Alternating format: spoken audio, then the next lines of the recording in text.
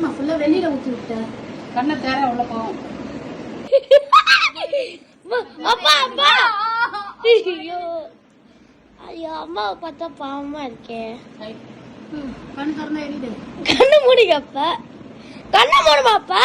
கண்ணு உள்ள போகணும். என்ன கண்ணு உள்ள போகணும். கண்ணை மூடுமா. எரியுது எரிஞ்சுடா.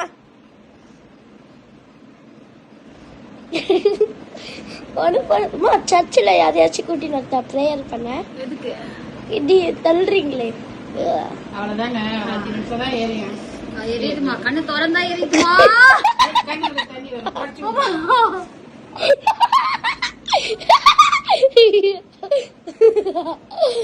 ஐயா ஐயோ இது எங்கள் வீட்டிலே வாழை மரம் இருக்குது. நாங்கள் வந்து நான்வெஜ் செய்கிற அன்றைக்கி மட்டும் வாழை இலையில் சாப்பிடுவோம். என் பையனுக்கு வாழை இலை சாப்பிட்றது ரொம்ப பிடிக்கும். சரி இன்றைக்கி எங்கள் அம்மா வந்திருக்காங்களேன்னு இன்றைக்கும் வாழை இலை எடுத்துகிட்டு வந்து வாழை இலையில் தான் சாப்பிட்றோம். சாப்பாடு, அதுக்கப்புறம் இது சொரா புட்டு பண்ணியிருந்தேன்.